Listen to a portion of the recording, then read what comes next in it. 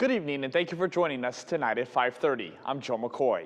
After nearly 80 years of helping Quad City kids, Arrowhead Youth and Family Services held its final auto auction. The treatment facility announced the closure of its residential program in March, but has since decided to end all services. Today, they sold more than 100 vehicles repaired by the program's final group of boys. The funds from this auction will help pay staff as they close Arrowhead down. We are joined now by Evan Bunkers in the Weather Center. Evan, a beautiful morning, a little bit of afternoon showers in there, but I think we're in the clear. Yeah, we are. And you know what? We missed out on the rain here in the Quad Cities, a majority of it off to. Alrighty, thank you, Evan. And the beautiful weather this morning brought many people outside for yoga.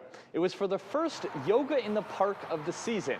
It happened at Harold's Landing Park in Moline along the Rock River. Run by the city, more than 30 people were out there to unwind and enjoy some time outside. The instructor says this is a chance for people who may not feel comfortable in a yoga studio. The yoga classes take place every month at Harold's Landing from 9 to 10 a.m. They are free. We have the dates of each session on our website, WQAD.com. Today, the Freight House Farmers Market in Davenport opened for the season. Dozens of vendors from all over the region packed into the space. They are selling everything from fresh produce and flowers to household products. One first-time vendor says it's a great way to get his business name out there. The market runs every Saturday from 8 a.m. to 1 p.m. and Sundays from 10 a.m. to 2 p.m. Comic book fanatics and Star Wars enthusiasts are joining forces to celebrate their passions. This morning, the Davenport Eastern Public Library hosted a free comic book day and celebrated May the 4th be with you. People were able to grab new editions of comic books and show their love for the Star Wars franchise. Over 100 people attended the 3.5-hour event. Still ahead, protests on college campuses are continuing to grow over the Israel-Hamas war.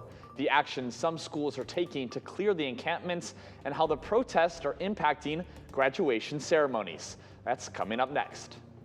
Earlier today, our very own Andrew Stutsky was at the Coal Valley Library. Look at that, a little teacher in him. He talked all things weather, from prediction techniques to storm chasing adventures.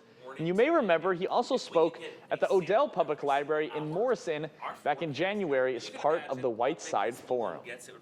We love Andrew. Look at him teaching the kids. He loves spreading his weather knowledge. He has so much of it. He sent me a photo of his dog Cooper earlier today. Poor dog was in the basement because they had some storms over in Geneseo, but Cooper's doing fine. We just checked on him. So, protests against the Israel-Hamas war continue to take over college campuses across the country.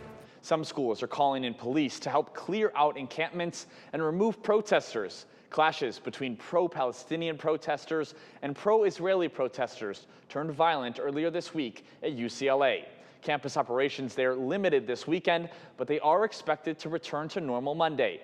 Meanwhile, the turmoil is having an impact on some graduation plans. Here's ABC's Phil Lipoff with the details.